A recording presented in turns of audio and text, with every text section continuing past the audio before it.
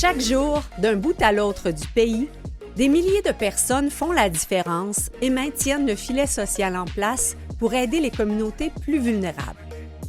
Vous êtes sur le point de les découvrir et de plonger dans un monde où des gens qui n'ont rien d'ordinaire accomplissent des choses assurément extraordinaires. Des gens avec un cœur grand comme le monde et qui contribuent à changer le monde.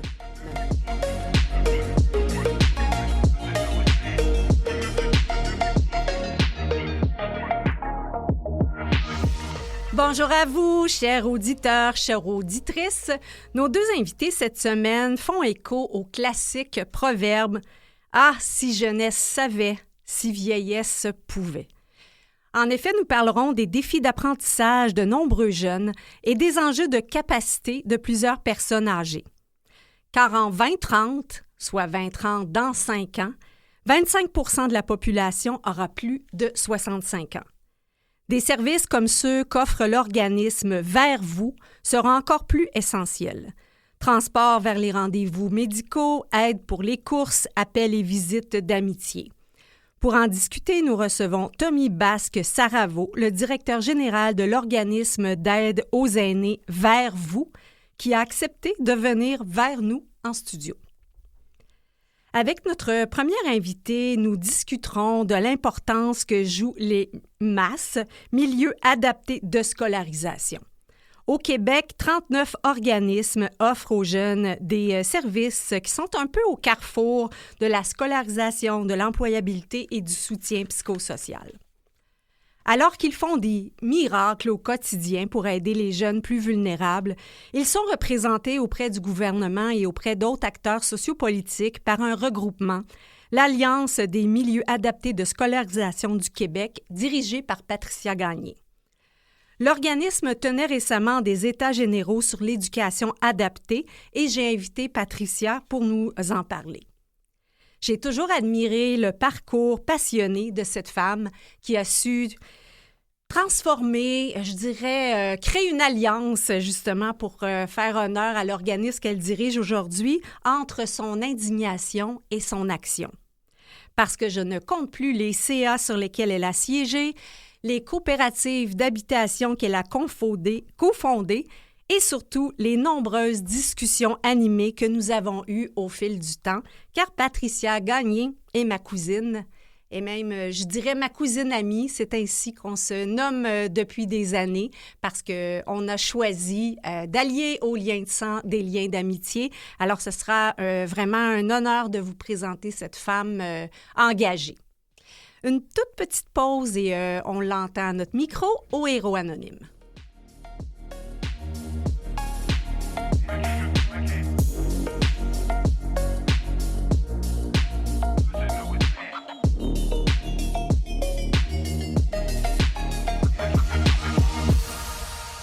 J'ai fréquenté plus de 7 écoles sans succès.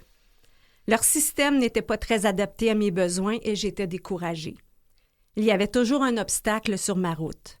Je rêvais de trouver une école qui correspondait à mes besoins.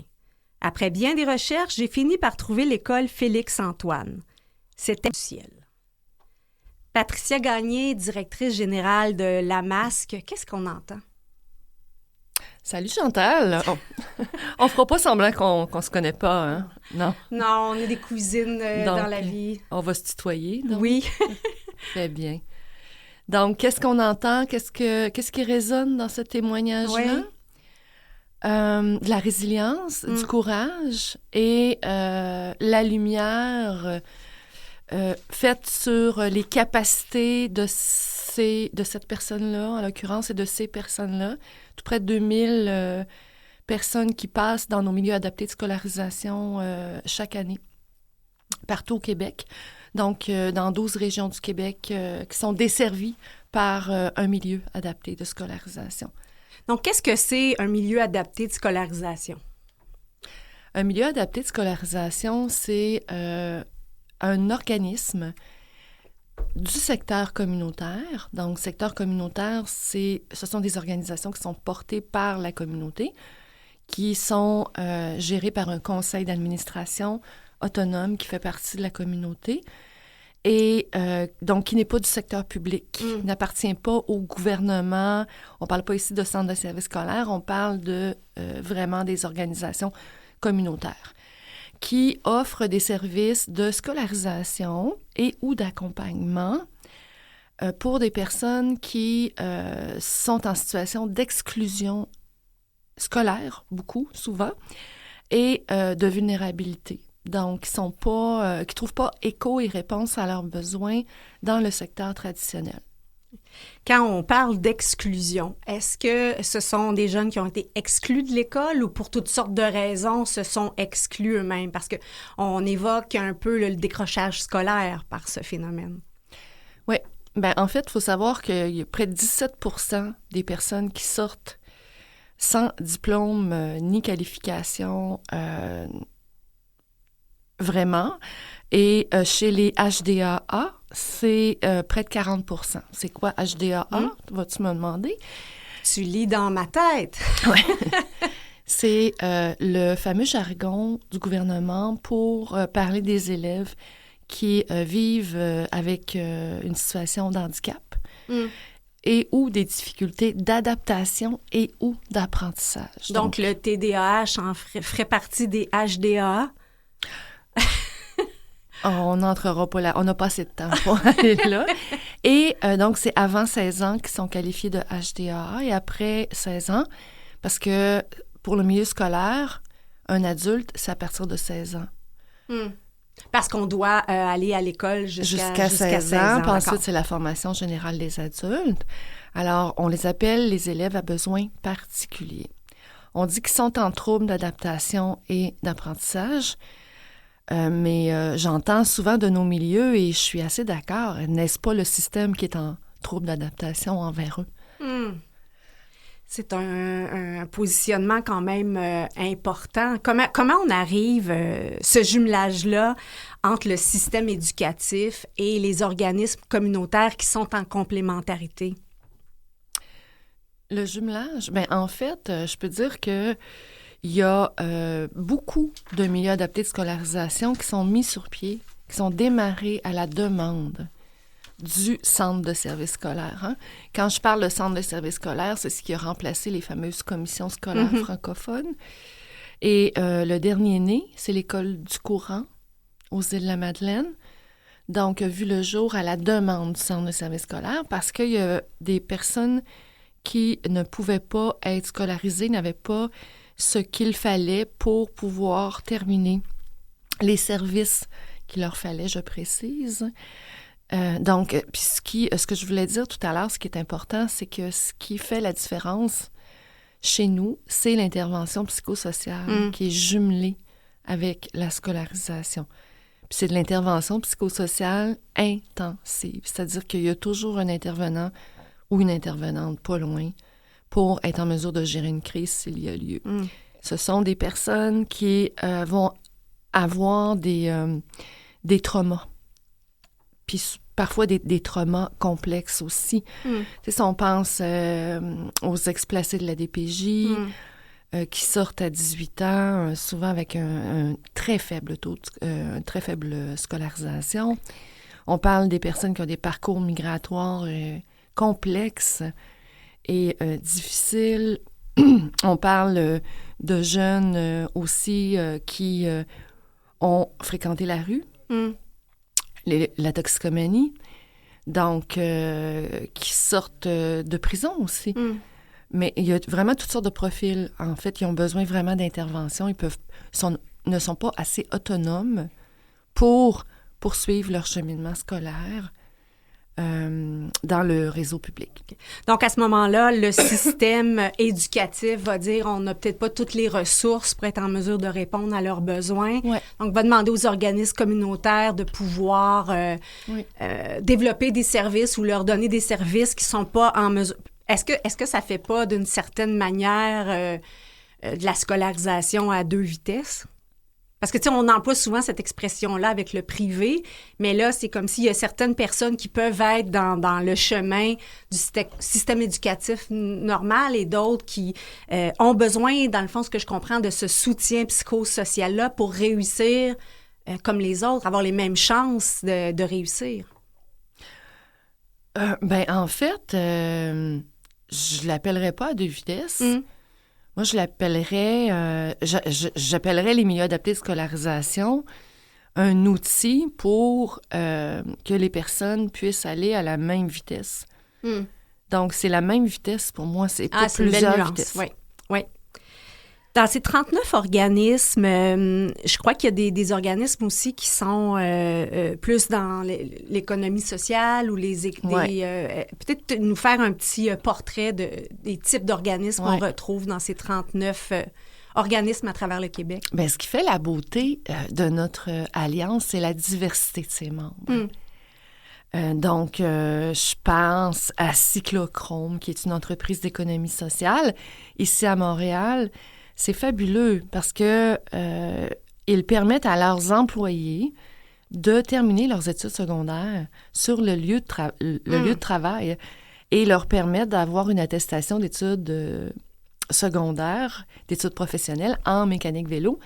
Et ils ont le contrat de réparation des Bixi ici à Montréal. Alors, ils payent leurs employés pour terminer leurs études secondaires. C'est vraiment super comme modèle. Donc, c'est des parcours éducatifs, mais des parcours aussi professionnels.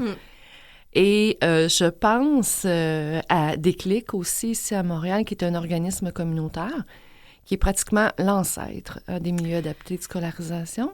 Je peux pas passer sous silence que Déclic a été fondé par une de mes grandes amies et qui avait ce rêve-là à l'université. Donc oui, on peut dire ce sont vraiment des pionniers. Oui. Donc, Déclic existe depuis 32 ans cette année et il se spécialise vraiment dans l'intervention auprès des personnes qui ont des traumas complexes. Alors, par exemple, sous des apparences de démotivation, de difficultés, de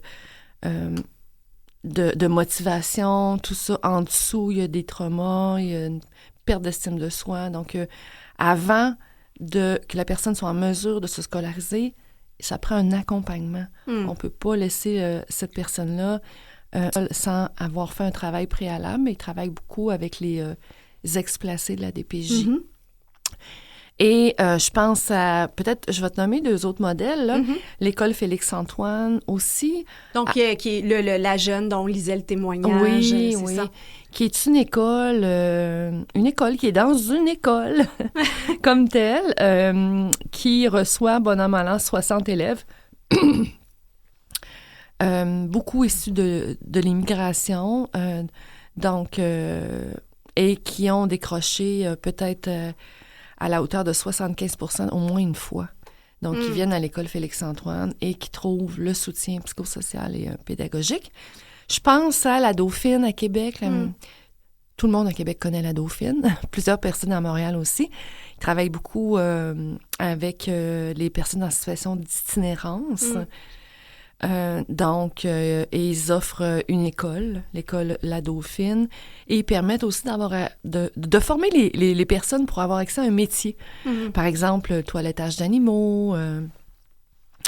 Je pense aussi à l'école du milieu de Lévis, qui est une école aussi qui a une belle entente, encore une fois, avec son centre de service scolaire, où il y a des références, où le centre de service scolaire dit, ben là, cette personne-là ne fonctionne pas bien dans le milieu régulier. Qu'est-ce qu'on peut faire ensemble pour lui permettre le droit à la scolarisation? Parce que c'est un droit d'être scolarisé, selon nos besoins spécifiques. Patricia, il y a ces 39 organismes-là qui sont plongés au quotidien, là, qui se dévouent de façon extraordinaire. Et il y a la MASC, donc l'Alliance de ces milieux adaptés de scolarisation du Québec. Quel est votre rôle à l'Alliance? C'est une question comme ça. Pourquoi l'Alliance versus regroupement? Oh, c'est une jolie question. Je pense, en fait, j'étais pas en poste au démarrage là, de l'Alliance, mais ce qu'on m'avait relaté, c'était que nous avons besoin de nous rassembler parce qu'on se reconnaît pas nulle part, puis on est tellement distinctif et différent qu'on peut pas se nommer regroupement comme un autre. Alors, on va se nommer une alliance. Le mot était davantage évocateur sur la nature aussi de nos activités. Oui, bien, je comprends un peu avec la diversité que tu viens de nous exposer, que dans leur effort de personnaliser, d'adapter l'éducation, ça se fait aussi sous la forme des organismes. Patricia, on prend une courte pause et j'aimerais ensuite qu'on parle des états généraux sur l'éducation adaptée que la MASC a tenu récemment pour voir un petit peu quelques conclusions, pistes d'avenir pour ces jeunes dans le futur.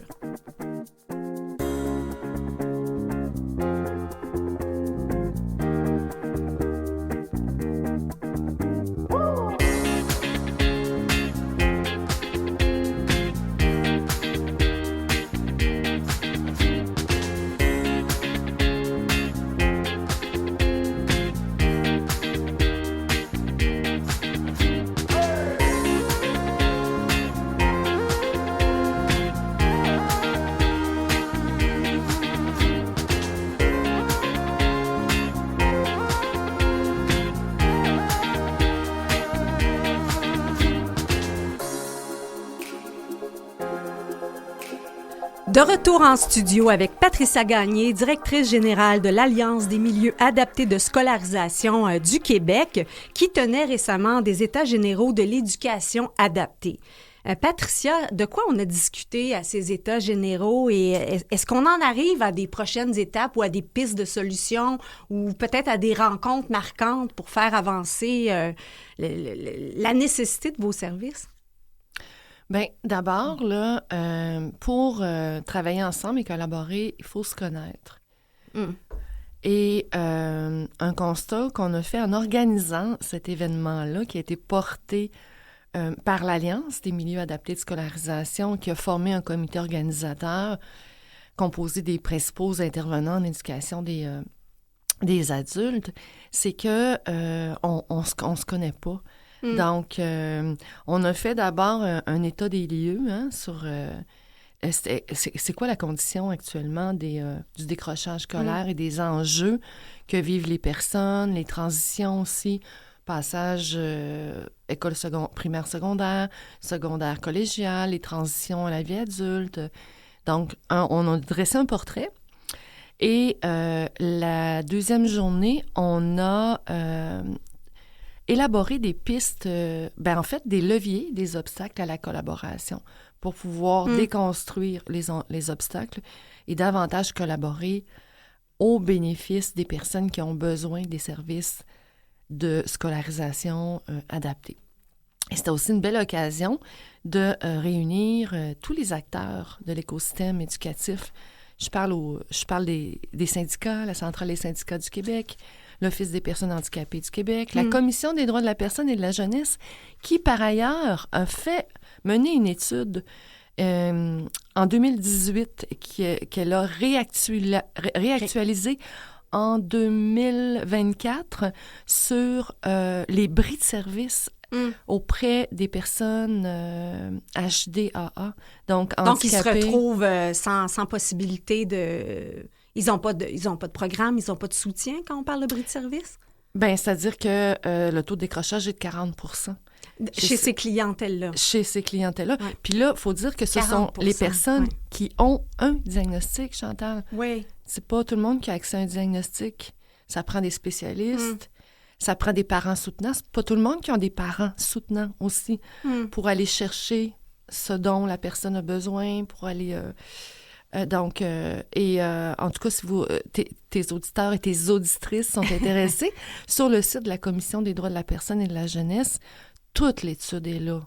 C'est fascinant, c'est alarmant en même temps. Ouais. Donc, on a, pour terminer de répondre à ta question, on a rédigé ensemble une déclaration commune qui, finalement... déclame la nécessité des milieux adaptés de scolarisation dans l'écosystème éducatif québécois. Et là, on va travailler sur un cahier de propositions à remettre au gouvernement. Entre autres, de réviser la politique sur l'éducation adaptée, qui date de 1999. Alors, il y a de l'actualisation à faire. Les réalités sociales sont différentes. Puis on en a assez parlé que depuis la pandémie, les problématiques sociales se sont accentuées. Donc, ça se répercute. On le ressent dans nos milieux, ça. Et peut-être, tu sais, sans nous abreuver de chiffres comme tels, mais juste pour qu'on saisisse à quel point c'est important le travail que les organismes que vous représentez font. Est-ce que j'avais lu qu'il y avait une étude là, récente en 2024 de l'Université du Québec à Trois-Rivières, je crois, qui chiffrait un petit peu l'impact du décrochage scolaire. Peux-tu nous en parler?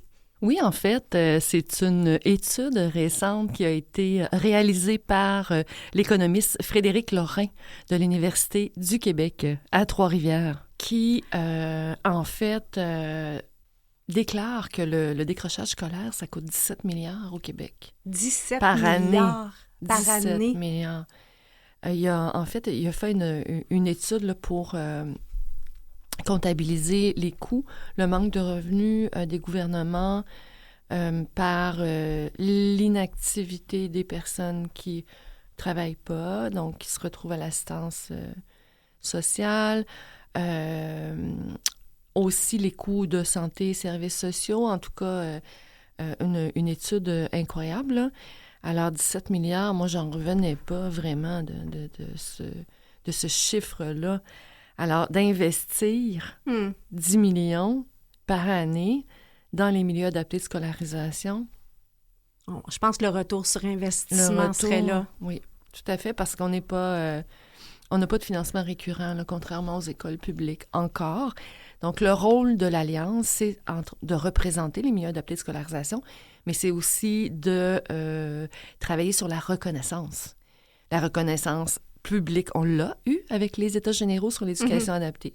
Tout le monde s'est entendu pour dire qu'on est essentiel et qu'on devrait travailler en collaboration, en complémentarité avec les centres de services scolaires partout au Québec. Maintenant, ça nous prend la reconnaissance financière aussi. Mais du côté du service public, de pouvoir effectivement compter sur vous, ça leur permettrait peut-être de se concentrer sur leur mission. Donc, ça fait partie des discussions que vous avez. Oui, tout à fait. Donc, suite à ces états généraux-là, ça fait quand même seulement quelques semaines, là, il va y avoir des rencontres entre les deux grands regroupements, donc la Fédération des centres de services scolaires du Québec, l'Alliance des milieux adaptés de scolarisation du Québec, en l'occurrence moi, pour voir comment... on peut collaborer parce qu'il y a des régions où les collaborations sont excellentes. D'autres régions, c'est peut-être plus difficile. Donc, toujours dans l'optique de mieux se connaître, pour mieux collaborer, pour diminuer le taux de décrochage, finalement. On parlait d'investissement financier, social et autres. Ton investissement personnel à toi dans cette cause-là, comment ça a émergé? Bon, ça a émergé que moi, je proviens d'un milieu familial où la pauvreté économique et, disons-le, intellectuelle, là, je suis la première de la famille à avoir mené des études universitaires, était quand même présente. Et ce fut pas un chemin très, très, très facile. Il a fallu beaucoup, beaucoup de détermination. Et j'ai eu la chance d'avoir de la facilité à l'école pour apprendre. Puis j'étais curieuse, j'aimais ça. Mais c'est vraiment rendu au cégep et à l'université que là, je me reconnaissais pas. Je me reconnaissais pas, moi, dans mon parcours et le parcours des autres. Manifestement, les autres venaient de milieux beaucoup plus favorisés, pas seulement financièrement, mais soutenant, etc., etc. Et ça, c'est mon premier choc. Et mon deuxième, c'est une très jolie et brillante jeune fille qui, il y a quelques années, qui est très, très près de moi, qui, en secondaire 2, a craqué. Et on avait d'autres choix de lui proposer l'école à la maison. Ça lui aurait pris un milieu adapté de scolarisation. Et... donc, quand j'ai donc vu l'émergence de l'Alliance qui recherchait quelqu'un pour mener cette... Il y en a qui disent que je suis missionnaire, là, mais écoutez, c'est de prendre un bâton, puis c'est d'aller défendre. Puis, donc, je me suis reconnue, puis je me dis, OK, je vais porter ça. Je vais porter ça, cette cause-là, parce que j'y crois. Je l'ai vécu de l'intérieur, que quand tu viens d'un milieu qui est pas... qui est pas adéquat et où tu as des enjeux, tu as des différences, que ce soit tu sois neuroatypique, que tu as des difficultés d'apprentissage comme la dyslexie, dysorthographique, etc., l'égalité des chances, là, c'est pas là. Puis l'égalité des chances, ce qu'on fait, c'est qu'on nivelle. Ouais. On essaie de niveler le plus possible. Quand tu parles de bâton de pèlerin... Le bâton de pèlerin, oui. Oui. Dans le sens que tu dis, j'ai pris mon bâton, puis je vais mener ça, c'est un bâton de pèlerin, c'est vraiment comme une quête. Tu le vois comme une forme de quête pour toi? Oui, parce que le changement social, faire bouger les structures, les politiques et les programmes, il faut avoir des intentions puis des motivations... de missionnaire, en quelque part, parce que c'est difficile, il y a beaucoup d'obstacles, mais il y a tellement beaucoup de réussite aussi. On l'a vu avec les États généraux, c'est très valorisant. Puis si on fait ça, on les voit, les personnes pour qui on fait ça, pour qui on travaille. Donc, c'est un travail qui est en amont. Puis, je voulais aussi dire, Chantal, avant, je ne sais pas combien de minutes il reste, mais... 1 minute. Vas-y. 1 minute. Oui. On est, en fait, très actifs au sein du Réseau québécois en innovation sociale, le RQIS.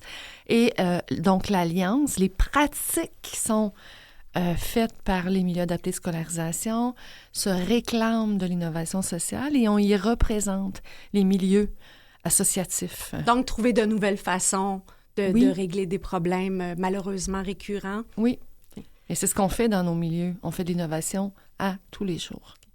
Merci beaucoup, Patricia Gagné. On rappelle, tu es directrice générale de l'Alliance des milieux adaptés de scolarisation du Québec. Merci de mettre toute ta passion au service de ton indignation et de prendre ce fameux bâton de pèlerin depuis tant d'années pour faire une différence à tous les jours. Et merci de faire une différence dans ma vie aussi depuis tant d'années. Merci, Chantal. Merci. Toi aussi. Bye. Bye.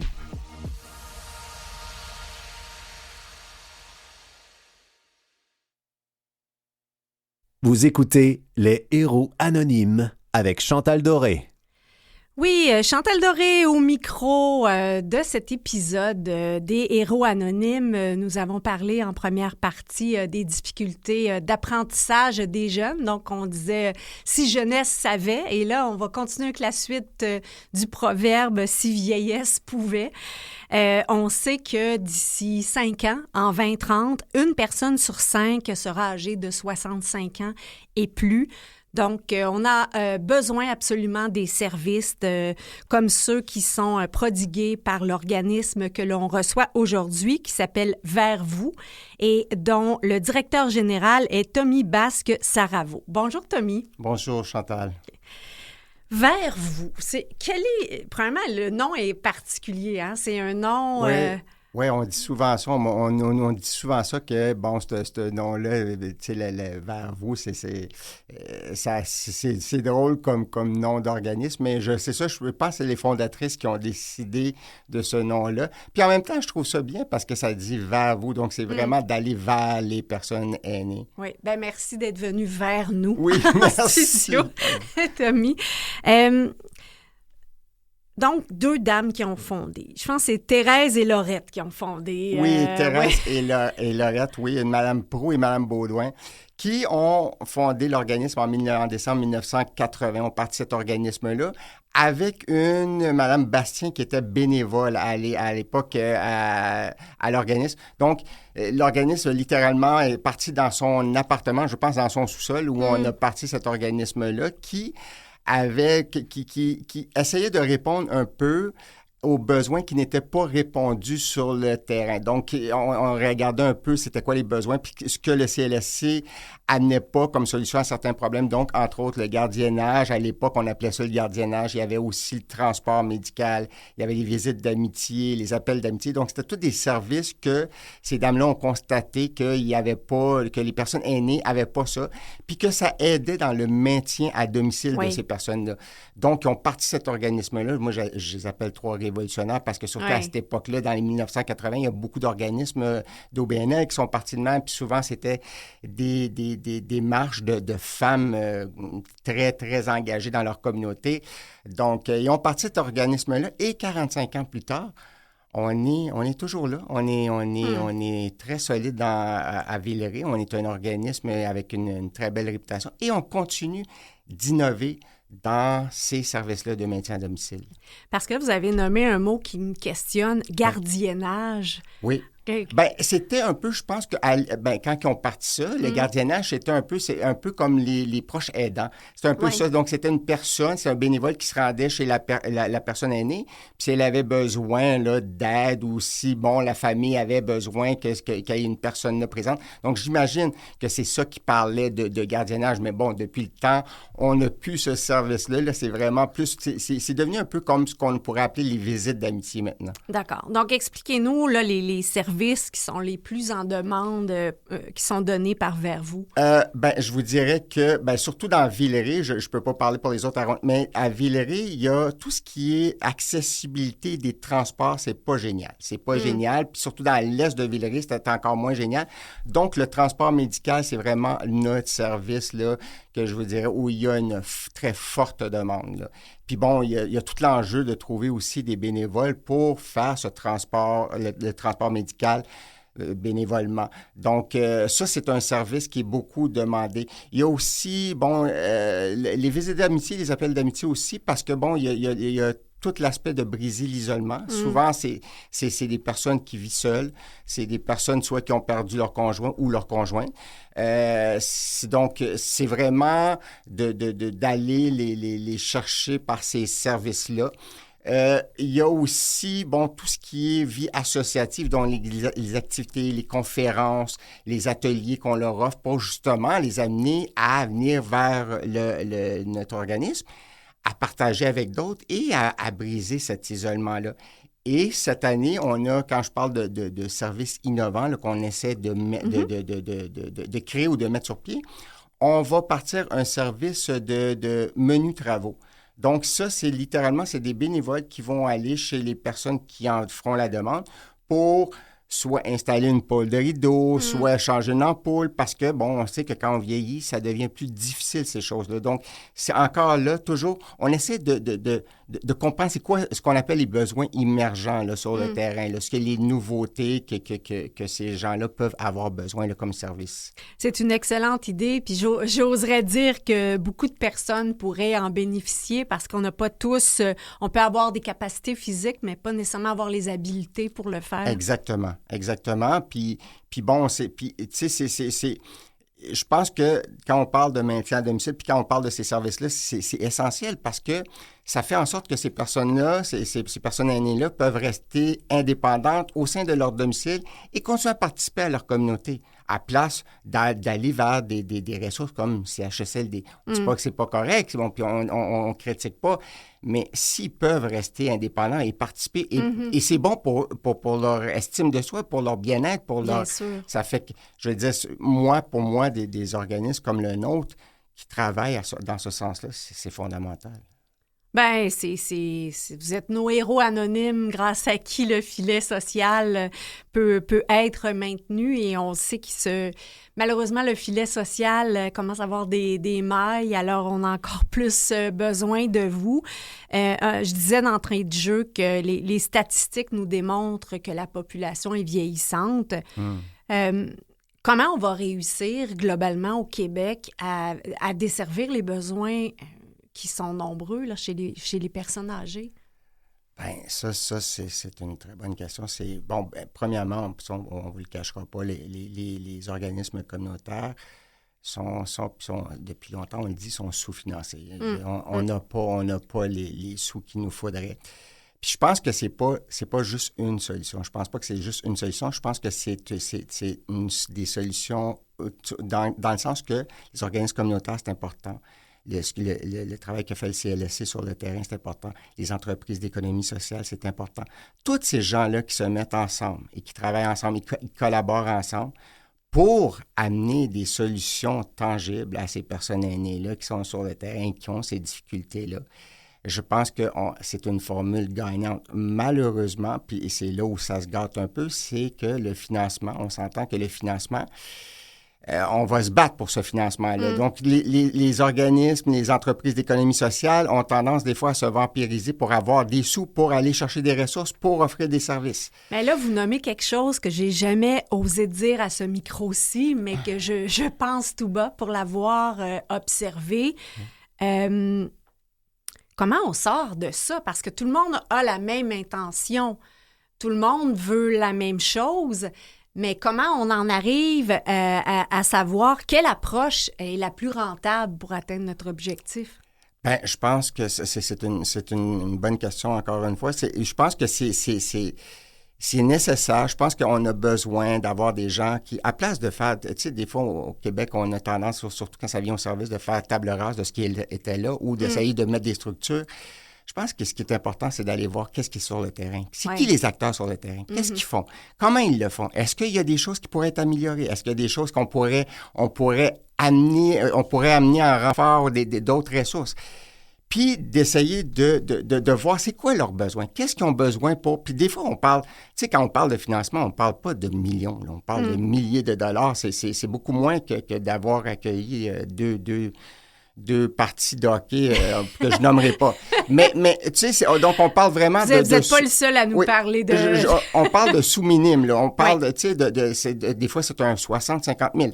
Donc, c'est vraiment d'aller voir qu'est-ce qui est là, puis de s'assurer que c'est ce qui est là, puis ce qui fonctionne bien, travaille ensemble.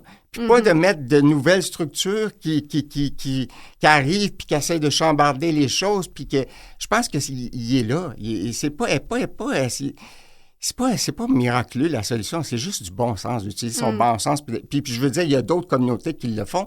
Je veux dire, si on regarde un peu les pays scandinaves, qui sont un peu des fois un modèle en ce sens-là, c'est pas des génies, c'est juste qu'ils prennent le temps de regarder quelles sont les ressources, de voir qu'est-ce qui est bon sur le terrain, qu'est-ce qui fonctionne, puis d'amener des petits ajustements. Ça revient souvent, les pays scandinaves, dans à peu près tout ce qui est innovation sociale. Ouais. D'après vous, Tommy, qu'est-ce qui fait qu'on n'arrive pas à calquer des modèles ou les implanter à notre réalité? Bien, je pense, comme je vous le dis, je pense qu'on a beaucoup... On va toujours pour la solution radicale. On se dit, bon, il faut changer ça, il faut trouver une structure qui va répondre, qui va faire du chiffre au lieu de la qualité, qui va faire du nombre au lieu de la qualité. Non, c'est pas vrai. Je veux dire, il y a des gens, là, comme notre organisme, ça fait 45 ans, qui développent sur le terrain un aide qui est axé pour les personnes aînées à travers ces services-là. On a une expérience. Là. Il y a une expérience, il y a un héritage qui se passe là, d'équipe en équipe. Ouais. Donc, on n'a pas besoin de créer de grandes choses. On a juste besoin d'aller voir qu'est-ce qui est là, puis de demander à ces gens-là qui sont sur le terrain, c'est quoi vos besoins? Qu'est-ce qui ne fonctionne pas? Qu'est-ce qui fonctionne pour... Tu sais, comme je viens de vous dire, c'est pas des solutions miracles. Puis je pense qu'on n'a pas... Parmi nos politiciens, les décideurs, on n'a pas des gens qui cette mentalité-là. On s'imagine que... Tu sais, je regarde un peu comme Santé Québec, qui est la grande structure qu'on est en train de mettre en place pour essayer de trouver des solutions au système de santé qui est en train de littéralement crouler sur lui-même. Je suis sûr que si on avait pris le temps de juste analyser puis tout ça, puis de voir à place de mettre quelqu'un là, puis il y en a des solutions. Et puis il y a des gens sur le terrain. D'ailleurs, juste hier, j'entendais, on parlait de l'itinérance dans les stations de métro, puis les gens qui étaient là. C'est un gros sujet. Là, on déplace le problème. On a des organismes comme je me souviens plus c'est quoi le nom de l'organisme. Donc, une personne... c'est-tu Old Brewery. C'est une personne oui, d'Old Brewery. Oui, on les a reçus d'ailleurs ici au Héros Anonyme. Il disait, venez voir qu'est-ce qu'on a à dire. Venez voir l'expérience qu'on a sur le terrain. Venez nous parler. Puis nous autres, on peut fonctionner, puis on peut travailler ensemble à trouver. C'est ça. La solution est là. Il l'a dit. C'est qu'il faut voir, il faut regarder, puis il faut essayer de coordonner. Je ne dis pas, c'est sûr qu'il y a des organismes qui peuvent, peut-être au niveau du fonctionnement, peuvent avoir des difficultés ou tout ça. Mais je pense que si on utilise notre sens commun, puis on va voir, je pense qu'ils peuvent être d'un ils peuvent aider à la solution. Absolument. On a eu il y a quelques semaines Frédéric Côté, le directeur général de Le Partage, qui se finance à 77% par les friperies La Voûte, et qui disait $1 investi dans le communautaire. Et il disait, je suis à peu près sûr qu'on obtient la plus grande rentabilité sociale versus $1 investi dans les services publics ou le privé. Et il semblait pas avoir d'études qui confirmaient ceci, mais je me dis, si on n'en a pas, faudrait peut-être... en fait, même pas la faire, le tester. Oui, carrément. Exactement. Donc, ce que j'entends, c'est qu'il y a une tendance à créer une structure à part plutôt que d'utiliser ce qui est là, mais d'aller plus vers vous. Exactement, vers vous. Vous l'avez bien dit. Oui. On fait une courte pause, Tommy, puis on revient au Héros Anonyme. Merci.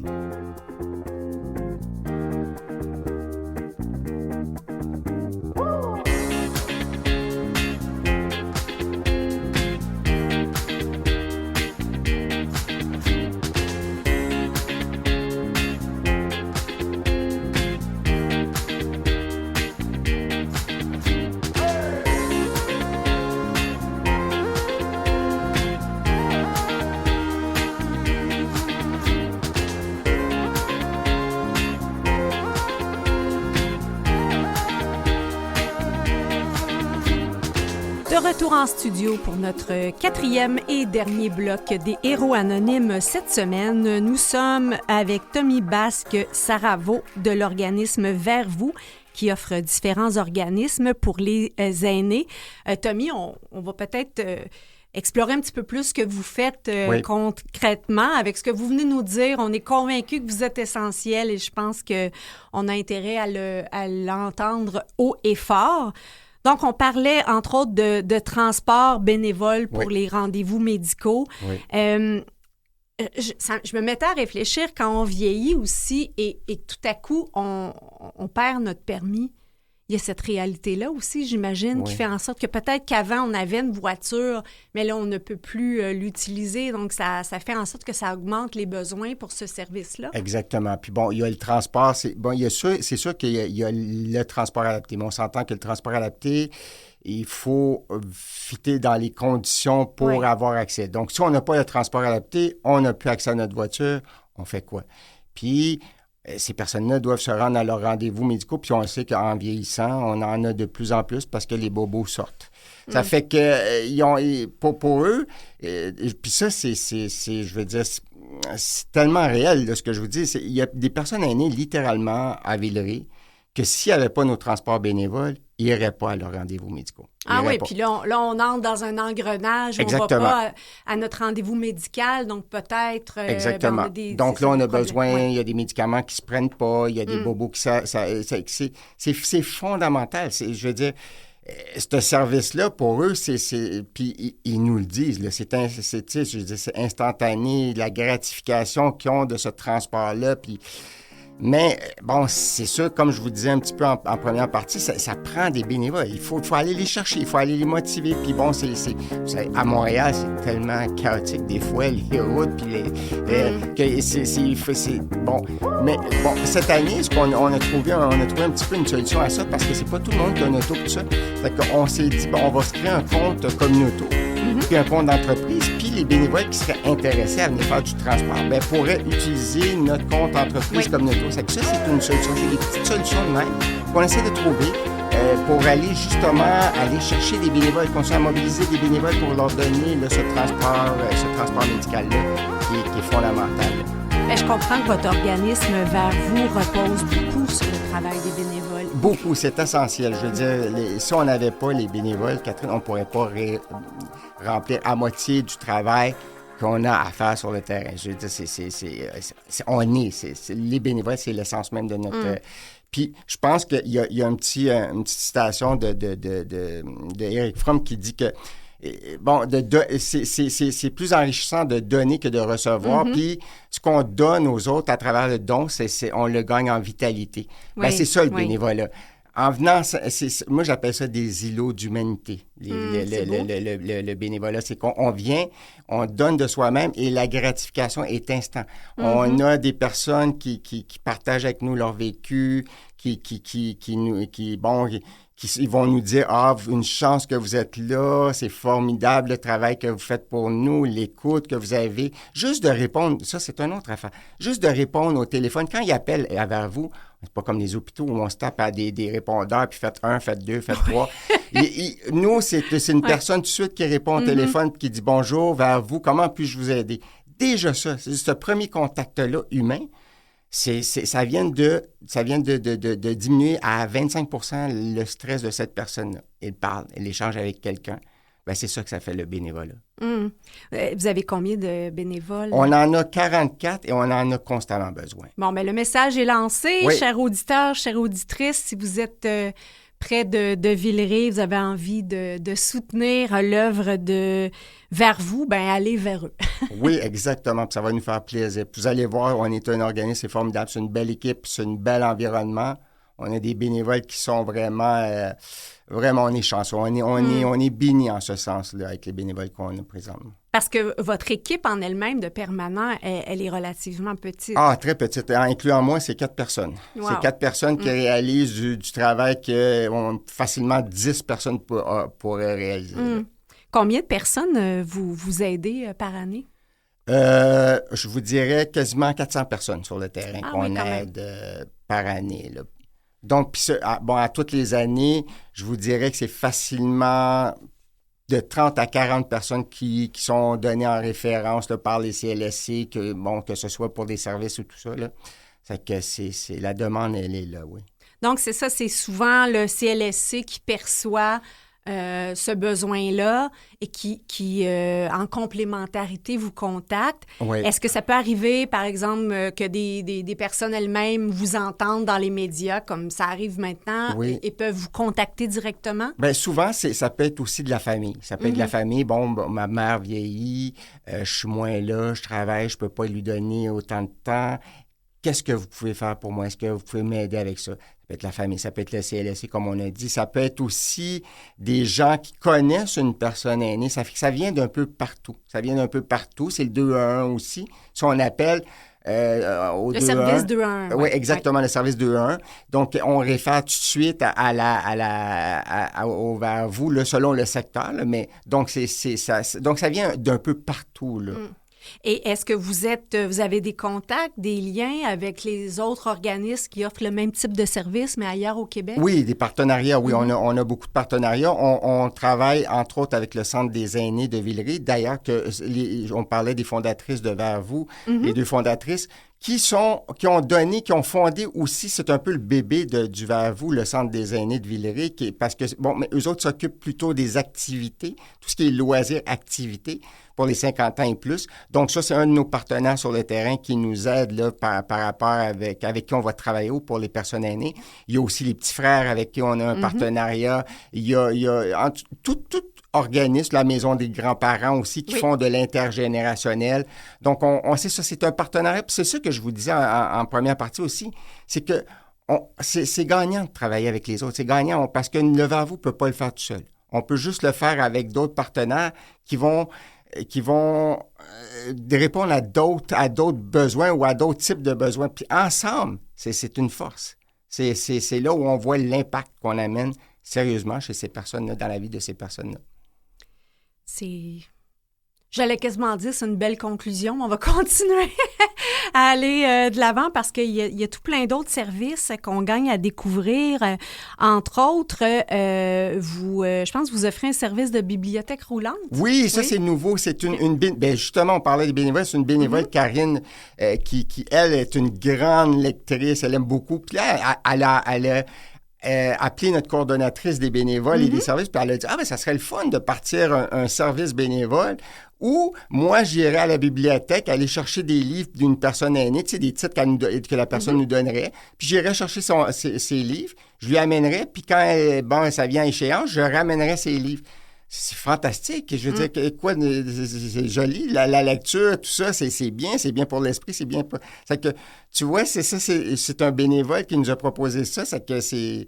Puis c'est formidable parce que ça fonctionne bien. On a comme... C'est simple à organiser. Exactement. C'est très simple à organiser. On avait, à un moment donné aussi, on avait des marches d'amitié où c'était un bénévole qui était jumelé avec une personne aînée, donc un membre usager, et qui allait prendre des marches chantées avec cette personne-là. Donc, vous voyez, c'est pas compliqué. C'est pas des choses, là. Pas besoin de faire une grosse structure exactement, puis un plan d'affaires. Là. Exactement. Puis ça fait en sorte que cette personne-là, elle ne sera pas à l'urgence parce qu'elle a des bobos, elle ne sera pas dans un service parce qu'elle a des besoins qui... Ça amène un bien-être à cette personne-là. Mais je le dis souvent à ce micro, mais je pense que c'est encore plus essentiel que les organismes communautaires puissent convaincre de l'investissement et de l'impact social dans tellement d'autres domaines que celui où ils sont. Oui. Puis ça, on voudrait bien. Ce que vous dites, on voudrait bien, mais on a tellement peu de ressources qu'on passe notre temps à essayer de garder la tête en dehors de l'eau, juste pour pouvoir réaliser ce qu'on a à réaliser. Mais si on donne un petit peu plus, on pourrait faire ça. On pourrait faire connaître exactement ce qu'on fait sur le terrain puis l'impact qu'on amène, parce qu'on en amène un impact. Ça, j'ai aucun doute là-dessus. Bien, c'est ce qu'on tente de faire avec cette émission, de parler de l'importance de tous ces héros anonymes pour les rendre justement... connu de tous.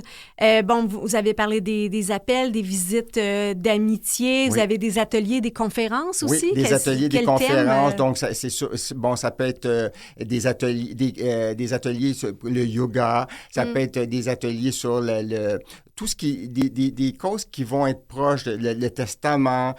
Ça peut être des cours qui sont donnés par rapport à l'équilibre, la marche l'hiver, comment bien se protéger pour ne pas chuter. Donc, c'est vraiment... C'est des activités pour sensibiliser et éduquer les personnes aînées sur ce qui les concerne, les choses qui les rejoignent, les sujets qui sont proches d'eux. Et ça se fait en présentiel? En présentiel, oui. Allez-vous les chercher pour les amener au... Des fois, on aimerait bien, mais comme je vous dis, on n'a pas un énorme nombre de bénévoles au transport. Mais la plupart du temps, en tout cas, les personnes aînées avec qui on travaille, ont quand même une très bonne mobilité. Donc, et on est assez central à Villeray. Donc, c'est possible pour eux là, de venir dans nos locaux. Oui. Bien, vous avez, entre autres, un atelier à utiliser une tablette électronique. Exactement. Donc, plus la clientèle va les utiliser, plus vous pourriez aussi offrir des ateliers en ligne, si c'est pas déjà fait. Oui, puis ça, c'est un bon sujet que vous soulevez. Tout ce qui est la fracture numérique présentement avec les personnes aînées. Je veux dire, on gagne tellement à donner des cours en ce sens-là ou des formations, des ateliers parce que et des fois, ils sont dépassés. Je veux dire, tous les services de santé comme Clic Santé, où on va prendre des rendez-vous, tout se fait en ligne maintenant. Et ces personnes-là sont comme... Quand ça fonctionne, mais on ne partira pas là-dessus. Oui, ça, on ne partira pas sur ce sujet-là. Non. Mais non, c'est ça, c'est tellement difficile. Ça fait que, c'est ça, on essaie d'avoir des thèmes de même qui vont les aider dans leur quotidien.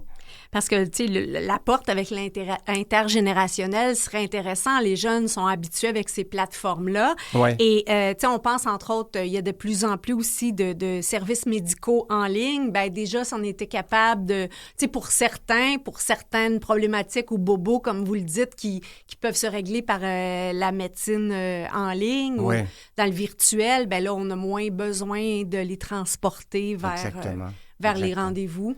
Exactement. Pour pouvoir accéder à vos services, Tommy, quels sont les critères? Il faut avoir 60 ans et plus. Il faut habiter Villeray, donc dans les codes postaux de Villeray.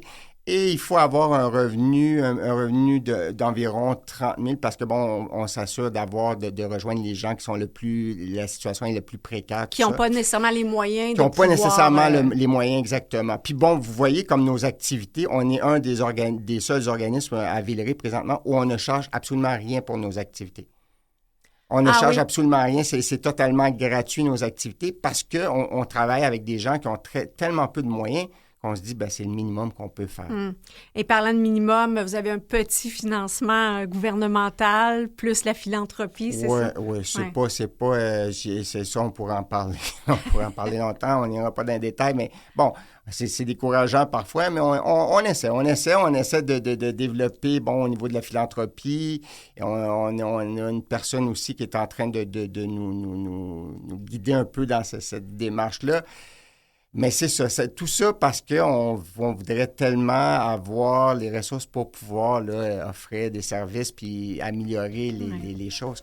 Voilà. Je vous souhaite le meilleur pour l'organisme vers vous. Merci Tommy Saravo, merci à notre super équipe, Catherine Bourderon, Mathieu Tessier, Jean-Sébastien Laliberté. Je vous souhaite une excellente semaine. Chantal Doré au micro des Héros Anonymes. Je vous invite à écouter nos autres épisodes sur nos plateformes de balado et en ligne. À très bientôt.